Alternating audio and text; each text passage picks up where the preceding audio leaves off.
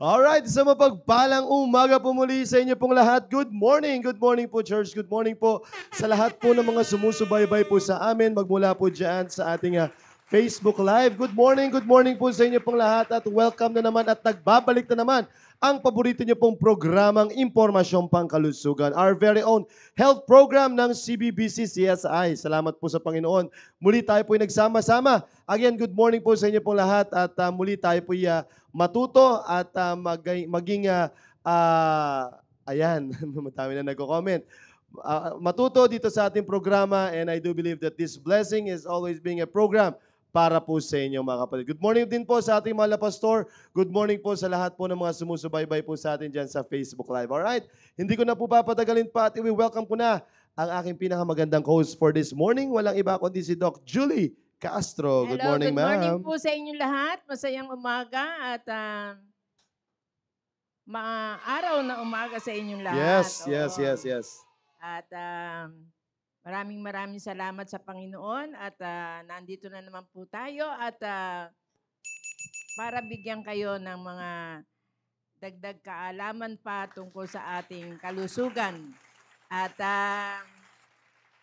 gusto ko nang batiin agad ang mga taga-North, South, East, and West corner ng ating simbahan. Hello po kayong lahat dyan at natutuwa ako dahil mag-uumpisa na yung ating fellowship.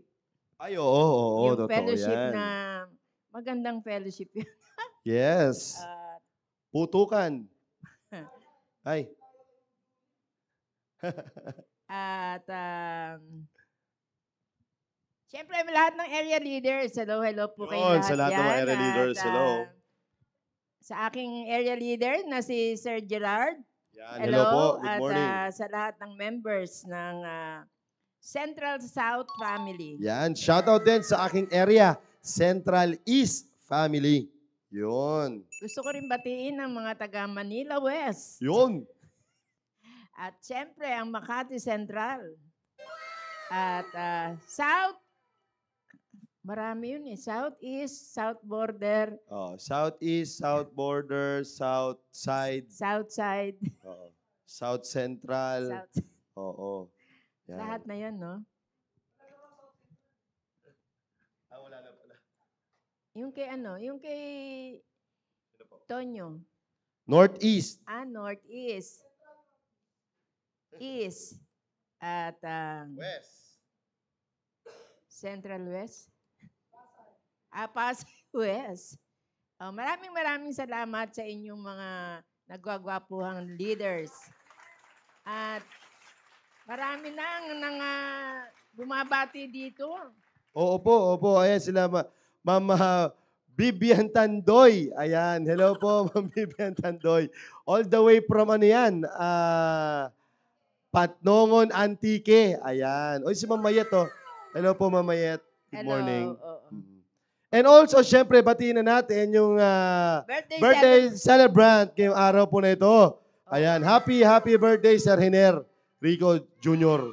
Binabati rin siya nung kanyang class. Opo. Nabasa ko kanina. Second year. Opo. At napaka-palad ninyo na meron kayong class marcher na nagwapo. Yan. Mabait. At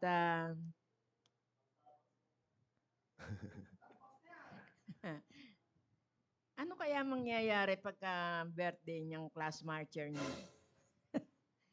Anyway, maraming salamat kay Sir Jeffrey Onsat ng Northeast Family. Ma'am Helen Capundan, good morning. And also kay Ma'am Beth Berzuela. Ayan, hello po.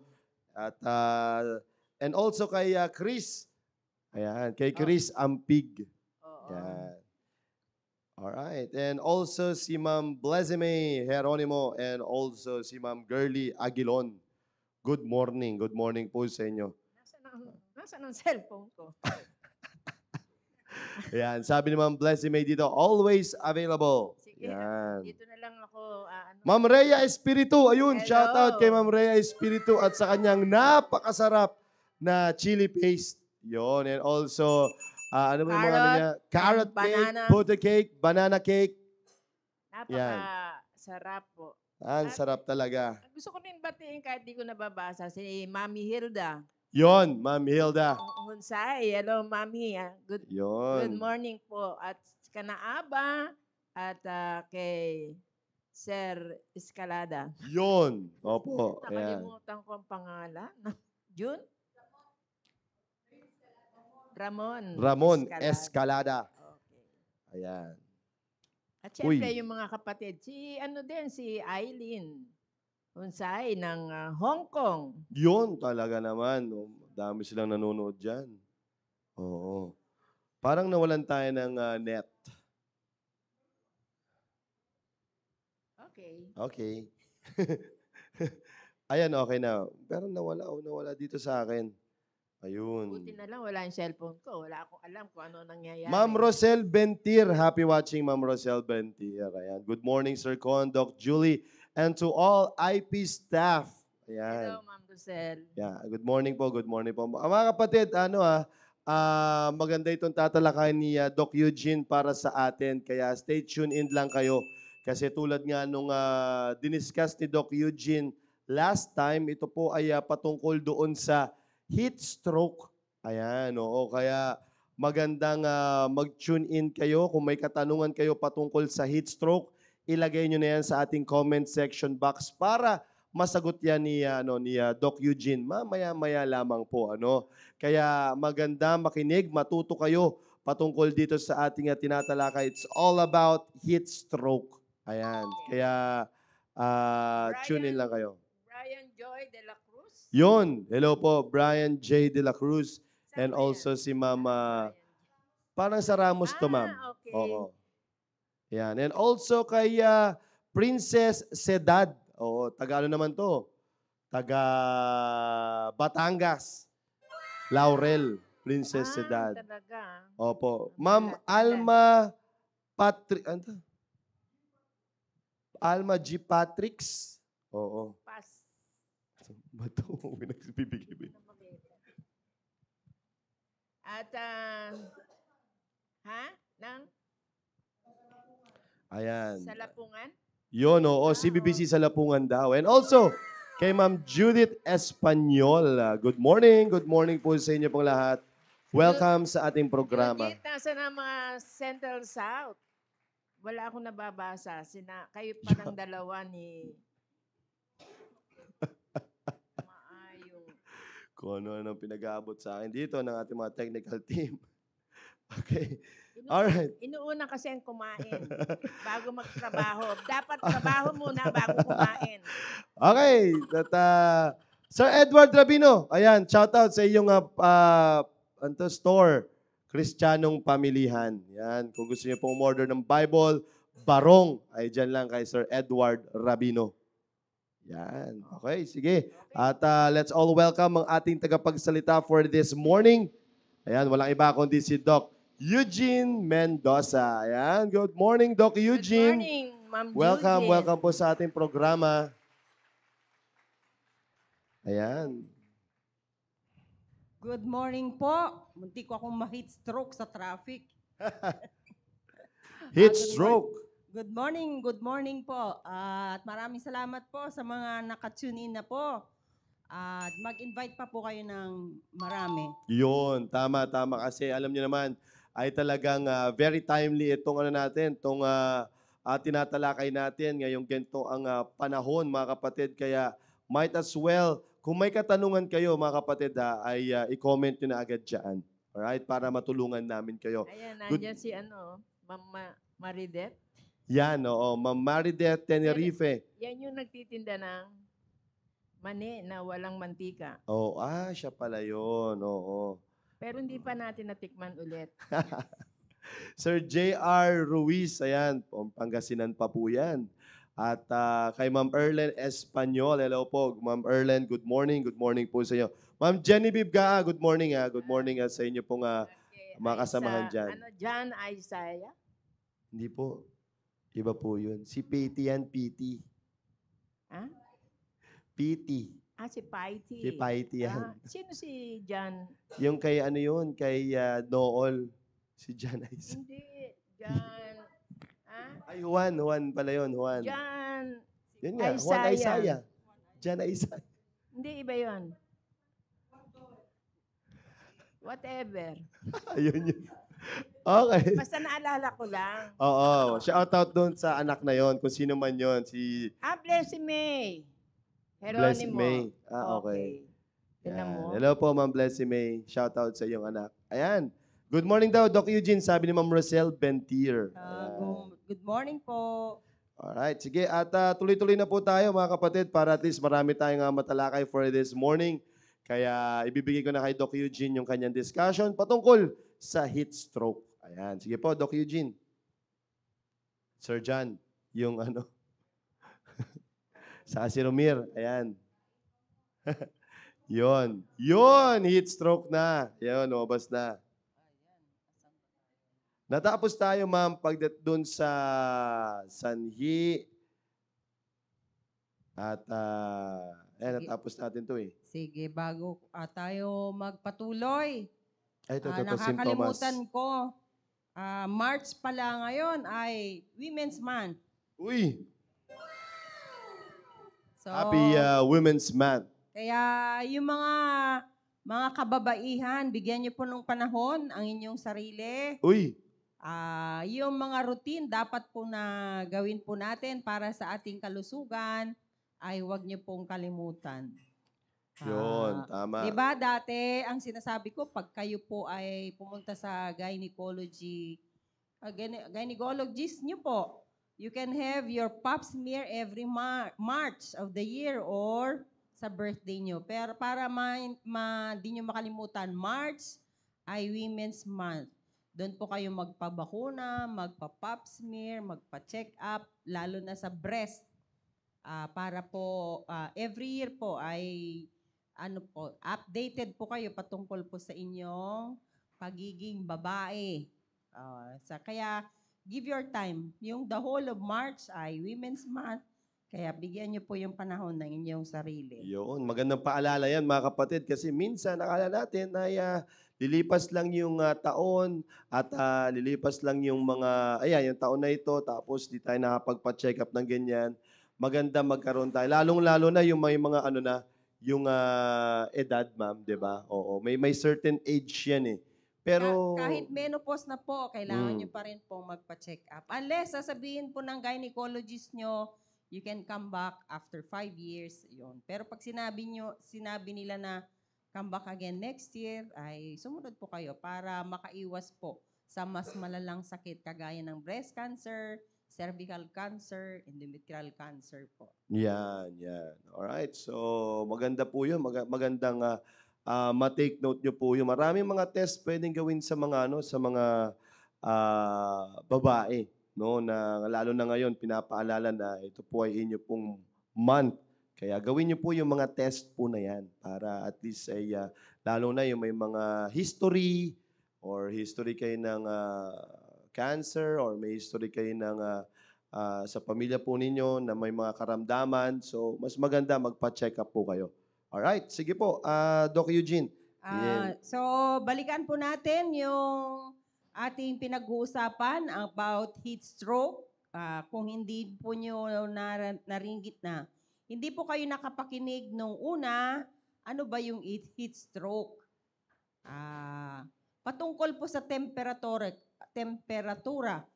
core body temperature. Nagkakaroon po tayo ng heat stroke pag yung heat accumulation sa katawan po natin, yung dami o pagtaas ng temperatura sa ating katawan ay ma-override or ma-exceed ng heat dissipation. Ibig sabihin, kung tumas man yung temperatura sa ating katawan, ay kaya nating pababain sa pamamagitan po ng ating body system. So, ang thermostat ng ating katawan ay si hypothalamus. Kaya dapat in good condition. Malusog po yung ating hypothalamus para anytime na tumaas po yung ating temperatura ay kaya niya pong kontrolin para ibaba ulit. At yun po yung ating skin, yung spinal cord, yung muscles po natin, sila yung nagdi-dissipate ng mataas na temperatura sa ating katawan. So, dapat ay maganda, synchronized or synergistic po yung kanilang trabaho sa ating katawan para kahit na ma-expose tayo sa mainit na temperatura ay kaya po nating i-dissipate. Kaya nating pababain yung ating temperatura. So, ano yung mga simptomas ng heat stroke? Siguro nakakita na rin po kayo, kagaya po ng mga ganito, red, as in namumula. Lalo na yung mga mapuputi, yung mga medyo kakulay ko, medyo mahirap makita yung pamumula. Pero yung mga fair-skinned people, kitang-kita mo talaga namumula na sila. Hot or dry skin. Pag hinawakan mo yung balat, ay talagang mainit or dry. Kasi hindi na po siya pinapawisan. A sudden rise in body temperature above 40 degrees centigrade. Sabi ko nga po last time ay depende rin po sa tao. Meron pong taong hindi makakontolerate ng 40 degrees centigrade. Di ba? Di ba? Pag kinukuhanan tayo ng temperature ay 36, 37 degrees centigrade. Yun po yung normal sa atin. Kasi pag below that, may problema din po tayo. Hypothermia naman ang tawag doon. Pagka masyadong mataas, hyperthermia, usually tumataas po ang temperatura natin pag mayroon po tayong lagnat. Pero iba yung taas ng temperatura natin in heat stroke. Wala pong fever yon. Yun po ang pinag-iba. So, some may tolerate above 40 degrees centigrade. Some may not be able. Or some may be able to tolerate 40 degrees centigrade, but some may not be able to tolerate it. So, individual idiosyncrasies po ito. So, hindi pare-pareho sa isang tao. No sweating or reduced sweating, though you may still be sweaty if you have been exercising. Kasi those people who are exercising can also manifest heat stroke pag hindi po nila na monitor yung sarili po nila. So, ang isang nagkakaroon po ng heat stroke ay tuyo. Sabi nga, dry. Hindi na siya pinapawisan kasi yung sweat glands po natin are not functioning already. So, if you're not sweating, of course, you will have a dry, swollen tongue. Yung mga doktor po kasi, clinically ay makikita na nila kung talaga namamagana po yung iyong dila. So, dry, swollen tongue, intense thirst. Yung kung nakakapagsalita pa yung pasyente, ay talagang nagsasabi na uhaw po siya. Or some people, kung talagang uhaw na siya, tinuturo niya yung bibig niya. Nagbigyan mo siya ng tubig. And even worse, sila po ay kinukumbulsyon na. And later on, mawawala na po sila ng malay. Kaya ito po ay emergency na po. Kung if you cannot, meron pa bang sumunod na symptoms ito? Opo. Ayan. So, you may lose consciousness, slurred speech. Yung mga taong ganito ay, ang pinag-iba nila, kasi nagkakaroon din po ng slurred speech, yung mga na-stroke, yung sa heart, hindi stroke. Pero sa slurred speech, ay magkakasama na po dito sa lahat ng symptoms to, pag tinanong mo siya, di niya mabuo-buo yung kanyang sinasabi. Ganon. And poor coordination, yung hindi na makatayo, hindi makapagsalita, o yung talagang confusion, yung pasyenteng ganyan ay talagang parang nawawala ng sa sarili. Poor coordination with aggressive or strange behavior. Magkakaiba na po talaga at talagang yung huli, confused na siya na hindi niya alam kung ano yung kailangan niya. Hindi siya makahingi hindi na niya alam kung anong tulong ang ibibigay mo sa kanya. So, kung kayo po ay nakakita nito, you must be sensitive. Siyempre, if you don't know what to do, you must ask for help. Ewan ko kasi kung sa Pilipinas, yung sinasabi nating hotline, ay hindi naman basta-basta i-memorize. Hindi kagaya po sa USA, kahit maliit na bata, alam na po nila yung 911. Kaya kahit yung mag-ina na nawala ng malay, kahit 3 years old yung anak niya, alam na po niyang i-dial yung 911. At marunong na po siyang magsabi niya na maybe you have heard some stories about it na even a 3-year-old or 2-year-old baby who can speak, ay pwede niyang i-dial yon kasi tinuturuan po yung mga bata. And yung sasabihin niya, you can help my mom. Yeah, he could hardly breathe, yung mga ganon. Sasabihin niya yon. Or my mom has fallen asleep. Yung mga ganon. Can you awake your mother? Yung mga ganon. Alam niyang sabihin. Sa Pilipinas, ganon po ka-importante yung sinasabi nating hotline para magtawag po kayo ng tulong. So, if you don't know what to do, if you don't know the hotline, you may ask help from your friends, relatives, or even parents if you see some people who are suffering from heat stroke. Okay? Right. What are the causes of heat stroke? Iba't iba pong mga sitwasyon. Being in a hot environment, sa Pilipinas kasi talagang it's hot and even hotter all the whole year round. So in a type of heat stroke called non-exertional or classic heat stroke, being in a hot environment leads to a rise in core body temperature. This type of heat stroke typically happens after exposure to hot, humid weather, especially for a long period of time.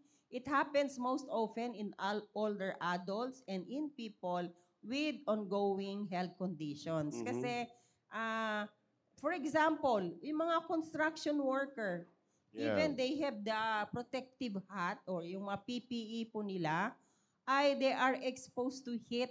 They are exposed to the scourging sun, pero hindi sila nagkakaroon ng heat stroke kasi their bodies have already adjusted to the temperature. Yung kasi araw-araw po nilang ginagawa. Pero if a person is exposed to a different situation, he may not be used to it, magkakaroon po siya ng heat stroke. So, if you are going to a hot area, lalo na may kasama po itong it's not only hot but also humid.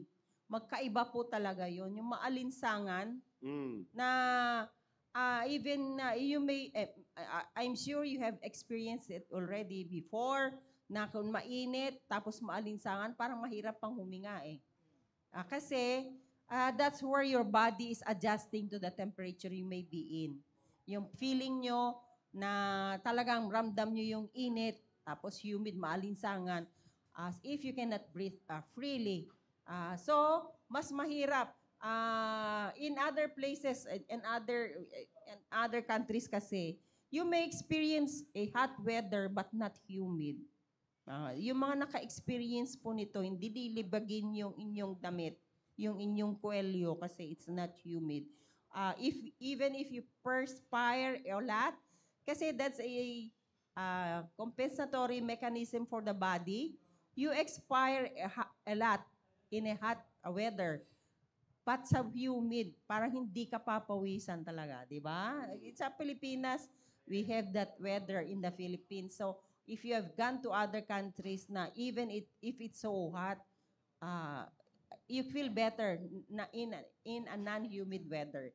Especially for a long period of time. If you're exposed to it, pero if you can adjust, hindi ka magkakaroon ng heat stroke. Of course, may baong kang tubig. Okay? It happens most often in older adults. Siyempre, kasi di ba sinabi na natin, you may have a healthy hypothalamus, spinal cord, muscles, and skin, but it cannot readily adjust kung mapunta ka kaagad. Sa older adults, and of course, those people with comorbidities or medical conditions like hypertension, hypertension, diabetes, renal diseases, yung mga nagda-dialysis, yung mga under maintenance medication because of their heart problem. Yun po, sa bagay, it's logical. Why would you expose yourself to those, Totoo yan. to a hot weather if you are having health conditions? Diba? Oh, sige. Right. Uy, ito. Doing strenuous activity. Yun na po yung kanina, non-exertional heat stroke.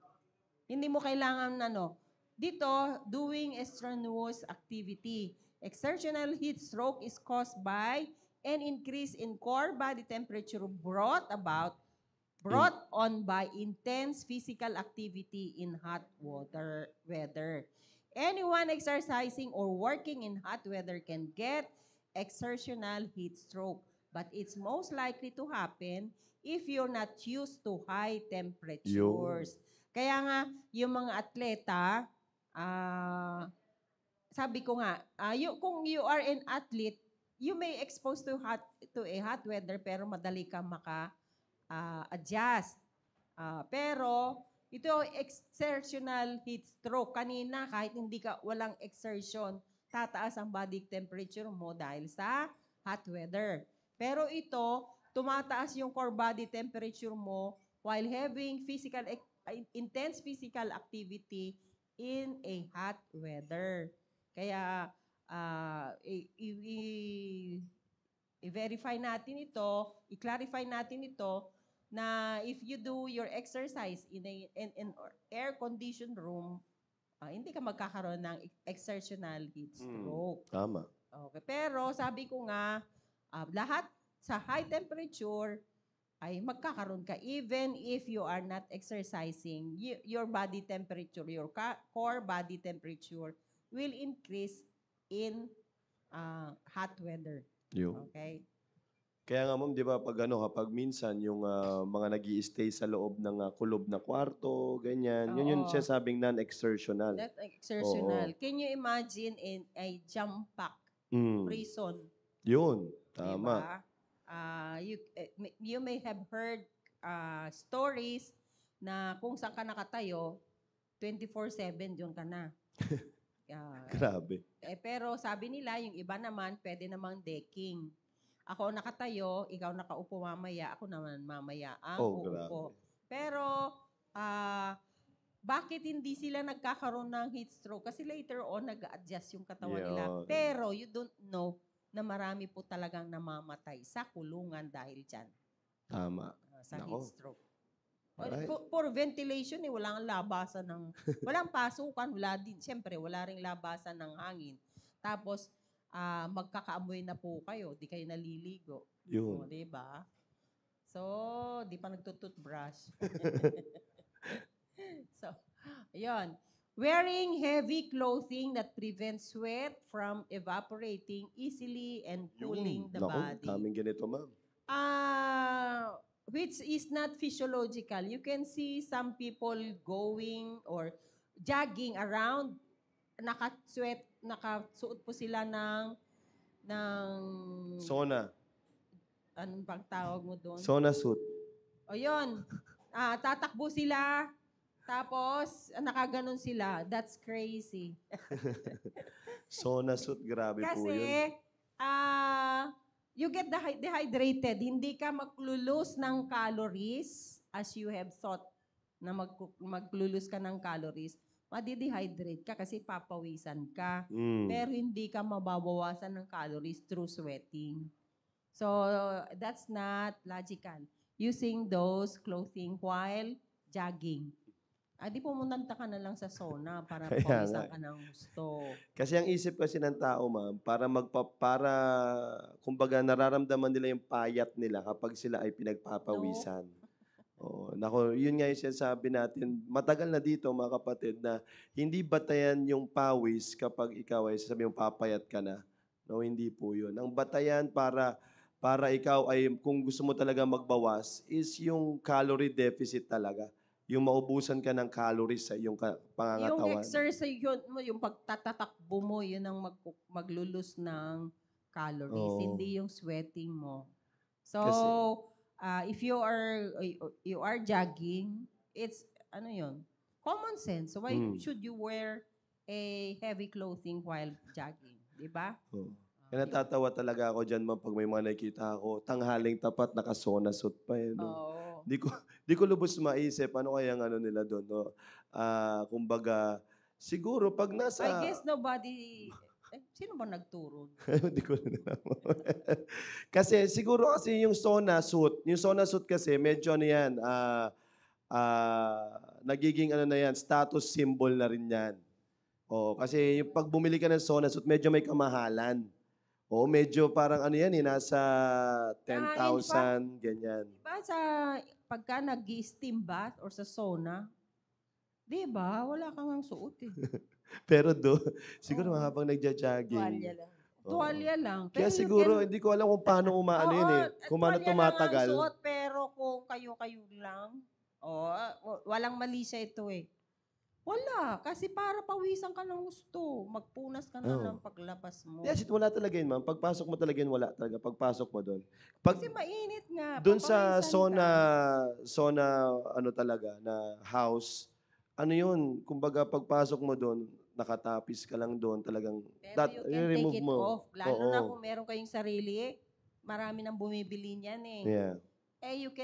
Pagpasok mo doon, walang suot. Opo. Oo. Kaya nga sa mga fitness gym, pagpasok, pulang-pula na yung kasama mo. Kasi may naabangan, ma'am eh. May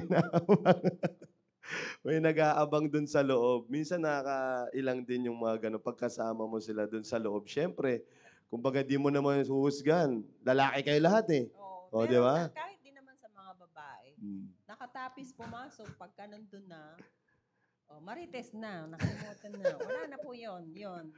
Pero you can stay there for siguro Yeah. 30 to 1 Pero hour. paalala ulit natin to kasi marami po talagang gumagawa nito. Kasi nga ang thinking ng tao, kapag sila ay pinagpapawisan ng pinagpapawisan, sabi lang, uy, papayat na ako. Papayat na talaga ako. Oo. Kaya, nako mga kapatid, pag ginawa niyo yun, madedehydrate at madedehydrate kayo, darating kayo doon sa punto na heat stroke na mangyayari po sa Anong inyo. pinag-iba kasi nung sa sauna, hindi ka naman tumatakbo. Oo. O nakaupo or yung pwede kayong magkwentuhan sa loob for a certain time. Huwag kayong magsuot ng yung pag tumatakbo kayo, lalo kayong ma-dehydrate. Yun, Of course, tama. kahit naman nasa sauna may tubig doon. Ayun. Di ba may tubig, malamig. Drinking alcohol, which can affect the body's ability to regulate temperature. Tama. Huwag kayong uminom ng alcohol kasi yung dissipation ng heat ay delayed pag uminom po ng alcohol. Becoming dehydrated by not drinking enough water to replenish fluids. Yun. Lost through sweating. Siyempre, tuwang-tuwa ka ng pinawisan tapos hindi ka iinom ng tubig. Patay. Talaga. That's illogical naman. Oo. O kung gusto mong kahit pinapawisan ka, pag pinapawisan ka, yung sweat glands are performing right. Pero kailangan mong i-replenish yun by drinking water. Kasi later on, ay hindi ka napawisan kasi wala ka na ipapawis. Sign of dehydration and later on, heat stroke din. Yun. Alright. Risk factors. Ito na po yung risk factors. Palagi nating sinasabi, hindi po pareho ng response ng ating katawan by age. The ability to cope with extreme heat depends on the strength of the central nervous system, particularly the hypothalamus. In the very young, the central nervous system is not fully developed. Mm. Ibig sabihin, mas exposed din yung very young. Aha. In adults over 65, the central nervous system becomes less responsive. Di ba? Sinabi ko kanina. You may have a healthy central nervous system but less responsive because of your age, which makes the body less able to cope with changes in body temperature. Kaya huwag niyong ipagmamalaki, malusog pa ako, over Bata pa. 65 ka na. You may suffer from heat stroke earlier than those younger than you are. Pero kasi yung mga taong active, physically active, kahit 65 sila, they can Kaya pa. they can easily adjust kasi dahil sa kanilang lifestyle. Kaya ang tinatawag pa rin natin lifestyle. Kahit pa younger than 65, yung isang taong walang ginawa kundi kumain, matulog, at matulog, ma-expose ka sa ganito, mas madali kang magkaroon ng heat stroke. Okay? So, I hope you get what we mean. Sudden exposure to hot weather. People may be more susceptible to heat-related illness when they're exposed to a sudden increase in temperature, such as during an early summer heat wave or travel to a hotter climate. Totoo po ito kasi in different countries, hindi po magkakapareho ng weather. Lalo na sa Pilipinas.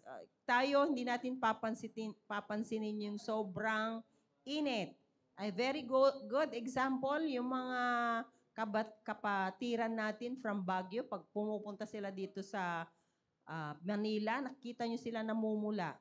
Kasi nag-a-adjust po sila sa weather po natin dito sa Metro Manila.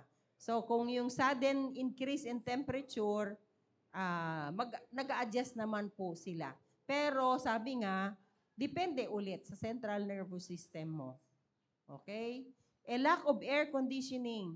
Fans may make you feel better, but during sustained hot weather, air conditioning is the most effective way to cool down and lower humidity. Tama po yan. Kagaya sa nararanasan namin dito sa IP. Yung lumalabas kasi sa air conditioning unit is a dry air. Yeah. So it should not be humid. So, iba yung pakiramdam niyang there are places kahit sa bahay niyo po, malamig yung pakiramdam niyo pero still with humidity, ramdam niyo po yun. Iba yung pakiramdam sa dry air without humidity or yung cool talaga. So, mas madaling mag-cool down ang katawan natin in a cool but with lower humidity. Okay? Yun. Prevention. Wear loose-fitting, lightweight clothing. Sabi nga natin, common sense ulit. If you're going to a hot place, edi magsuot ka ng loose-fitting, lightweight clothing. Yun. Kaya nga hindi tayo nakakaranas ng mga pumunta ka sa malamig na lugar, meron pang thermal wear na pag isinuot mo talagang mainit sa katawan. Siyempre sa Pilipinas, yun naman ang ating yung nakikita nating maganda. Kasi pipiliin natin yung loose-fitting, magagaan na clothing. Hindi kailangan para kang robot pag nasa sa ibang lugar ka. Kasi limang na yung damit mo, and yet makakaranas ka pa rin ng lamig. Pero dito sa Pilipinas, yun nga, marami nga nakahubad sa kalsada. Kaya nga mas maganda, like for example, pupunta ka sa isang lugar, alamin mo kung ano yung weather doon. Oo. Loose-fitting, decent clothing. Kasi baka naman mamaya, dahil sa sobrang init, wala ka nang tinakpan. Diba? Kasi sasabihin mo mainit eh. So, for us, you should wear loose-fitting, lightweight, decent clothing. Yeah. So it's not a license for you to expose everything in hot places. Okay? Ano to? Excess clothing or clothing that fits tightly doesn't allow your body to cool properly. Tama po yan. Kasi kung very tight yung damit nyo, pati kili-kili nyo, hindi napawisan, pati yung singit or the groin. Hindi na papawisan pag sobrang fitting yung inyong damit. Clothes made of linen, silk, cotton, or hemp are cooling. Hindi na mo naka-fur coat ka pa dyan. Di ba? So, again, loose, lightweight, decent clothing. Drink plenty of fluids. Stay Yun. hydrated to help your body sweat and maintain a normal body temperature. So, uminom ng magbaon ng maraming tubig. If you are going to a hot place at alam niyo po na hindi po kayo ganun kadaling mag-adjust sa weather, ay better yet to bring plenty of water for you to drink para palagi po kayong hydrated to prevent your body from sweating. Okay? Protect against sunburn. Sunburn affects your body's ability to cool itself. So protect yourself outdoors with a wide brim hat and sunglasses. And use a broad spectrum sunscreen with an SPF of at least 15. Apply sunscreen generously and reapply every 2 hours or more often if you're swimming or sweating. Ito yung gustong-gustong pakinggan ng mga babae. Pero balikan po natin, protect against sunburn.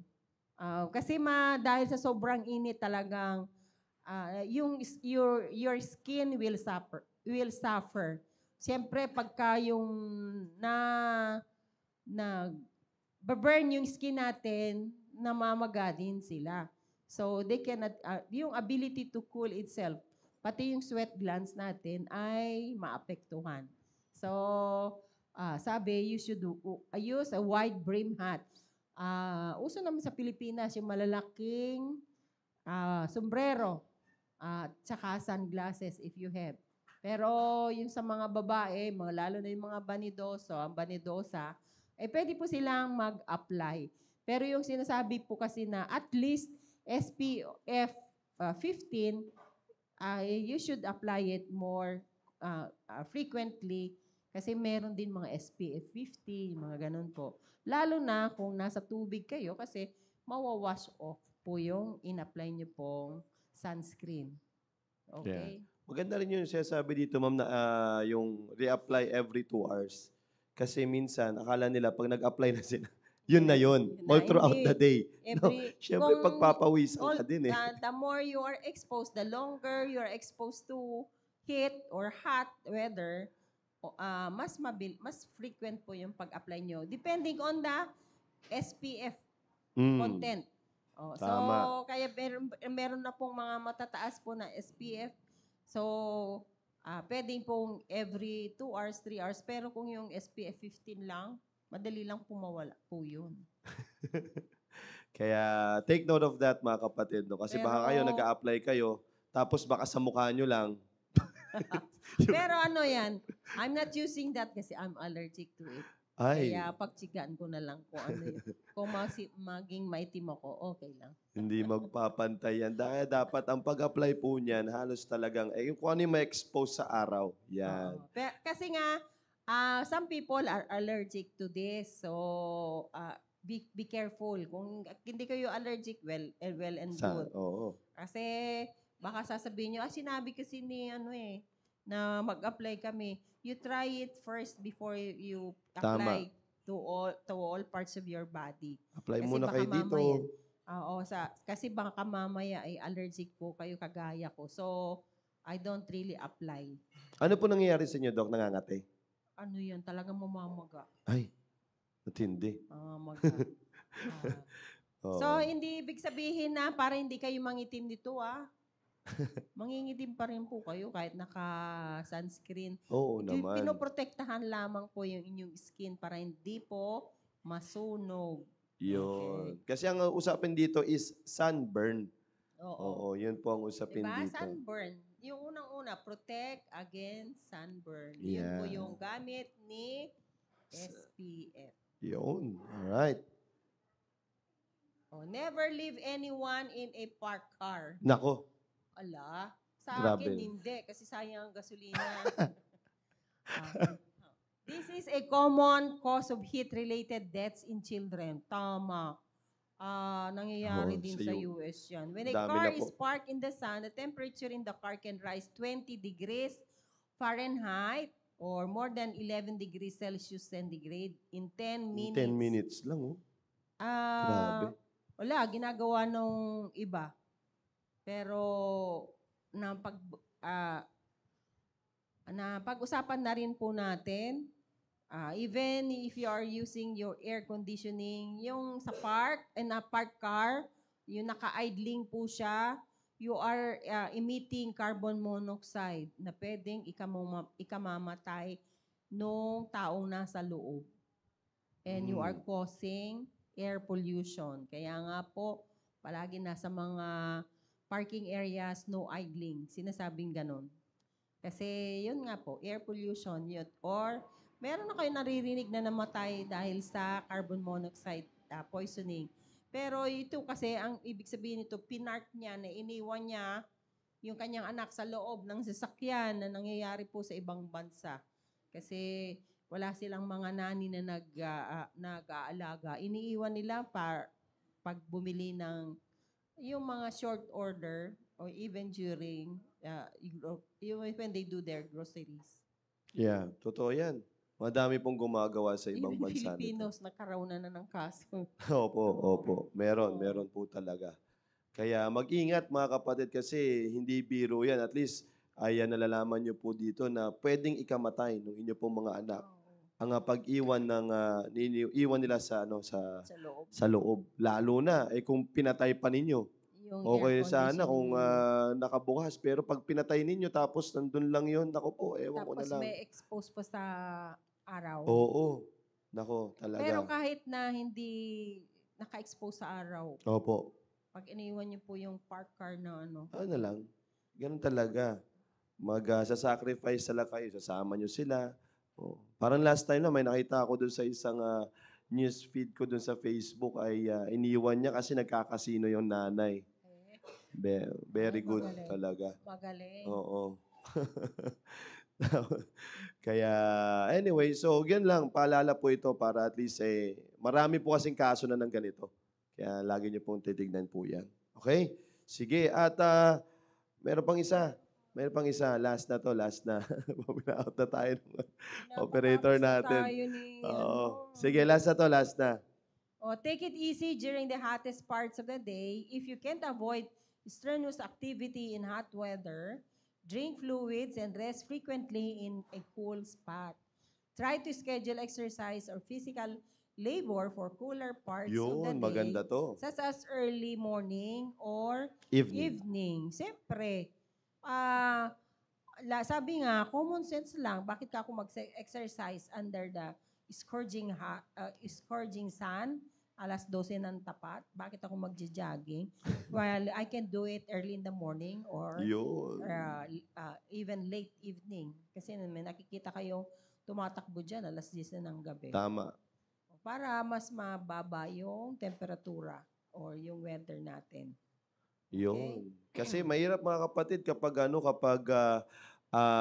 pipiliin ninyo yung tirik na araw, nako, talagang ang lalo na ngayon, ma'am, iba na kasi yung ano ngayon eh. Iba na yung araw ngayon, yung init, hindi kumpara dati. Nanunuot siya. Yung init ngayon kasi tandaan natin, syempre, yung ozone layer natin nagbabago din 'yan. So talagang as years go by, hindi yung dating sigurong nakakapag-exercise ka pa kaya pa.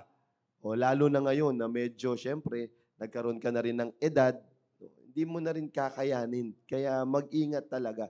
So maganda yung sinabi dito na as much as possible early morning Kung may time ka, tapos, or evening. Yan. Kasi, You can do it bago yung Our Family Time with God. tama, tama. Para at least medyo alerto kayo. Alerto ka na. Alerto ka Alerto na. kayo pag, ako mga kapatid, Ano, if you take this an advice, you can have it every morning before yung family time with God. It will make you alert. yeah, totoo yun. Kasi alam naman, na-discuss, ang dami nang diniscuss ni Ma'am Leslie, benefits of exercise. Yung mind, talaga nagiging alert tayo. Alright, sige. At dito muna, ma'am. Oo. Teka lang, tignan. Sige, sige. Paano mo? Yan. Ah, opo, wala pa yung treatment eh. Anyway, sige. So, next time na siguro ito, mga kapatid. Maganda pa kasi yung tatalakay ni Ma'am Eugene eh. Patungkol dun sa treatment, kapag meron ka nang nakita, ano nang gagawin mo, what are the actions na pwede natin gawin kapag tayo po ay nakakita ng may na heat stroke na. Ayan. So, di-discuss yan ni Doc Eugene para po sa atin. And also, ay subaybayan niyo po yan kasi maganda yon, at least magiging tulong po tayo. Pero kapag again, lagi siya sabi ni Doc Eugene din dito, pag hindi natin alam, at might as well, wag na tayong mangialam. O baka kasi, yun nga siya sabi, magbida-bida tayo doon sa eksena. Hindi naman natin pala alam kung anong gagawin natin. Di ba? So, maganda mga kapatid ay matuloy natin itong discussion natin ito next Thursday. Okay. Ayan. Ito kasi nabasa ko yun eh. Kay Rosel James Bentir. Sorry po, nagkita na ba tayo? Magkakilala po ba tayo? Sabi niya, the best po, Sir Con, mga 5 a.m. po. Yan. Pwede yan. Pwede. You make it as a habit. Yes. You are healthy physically and later healthy spiritually sa family time with God. Tama. Kasi after niya, 1 hour, sakto. Or mga 45 minutes na exercise, talagang na yan. Magiging alerto ka na niyan.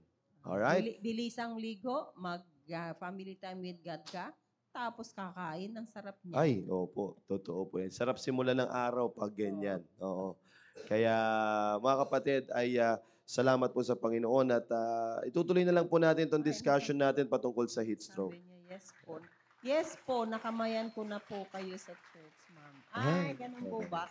Ay, babae pala to. South border to, tama? South border to di ba? Si Ma'am Rosel Kasi Bentley. Rosel James Bentir po. Kala ko po lalaki po. Opo. Sige po.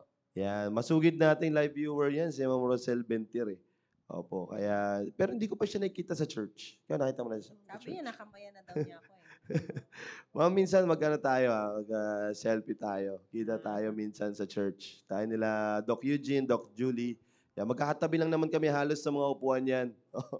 Kaya, Gusto nila ng chocolate. yun, oo, Malapit tama. lang kayo. Kaya, pag gusto niyo po ng chocolate, Napapansin ko na yung chocolate mo na yan, ha? ha? Kayo kay Ma'am Julia.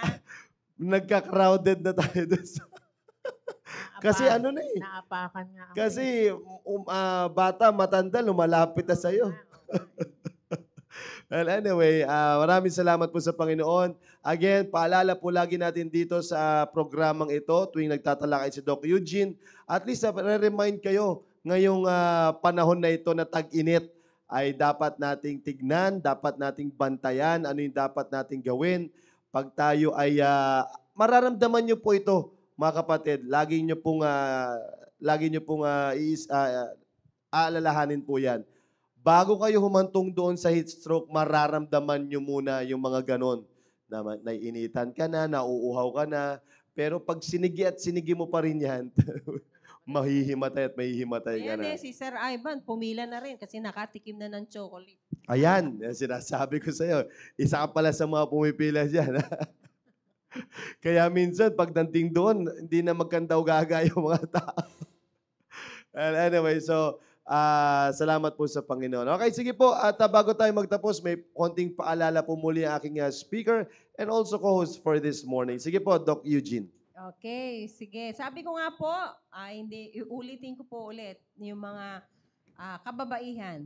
Happy Yan. Women's Month. So take care, you spend time to take care of your health. Mga kababaihan, mag-alat po kayo ng oras para sa inyong sarili. Kasi habang kayo po ay malusog, mas productive po ang mga kababaihan. Okay? Siyempre, mas maganda po kayo Yun. pag kayo ay malusog. So, Happy Women's Month. Itong buong March po ay Women's Month. Kaya kayo kung kayo man ay buntis, lalo kayong bumalik po sa inyong mga obstetrician. In fact, yung March 10 nung Monday is the Buntis Day nationwide. Yun. Buntis Day.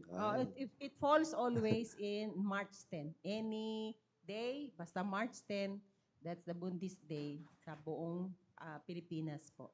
Yun. Alright. Sige. Siguro pag natapos natin to, Doc Eugene, itong heat stroke na ito, pwede natin talakayin since March pa rin naman. Sana yon matapos natin to. No? Maganda matapik natin yung sa Women's Month, ano yung mga test, ano yung mga dapat nilang gawin pagdating dyan sa Women's Month. Para at least ma-educate niyo po sila, ano yung kahalagahan ng test na yon? Yan. Ano yung kahalagahan nung, like for example, yung pap smear. Para saan ba yun? Ano ba ginagawa doon? So that we can educate them na, ganun pala yun. So, may hikayat natin sila magpa-pap smear.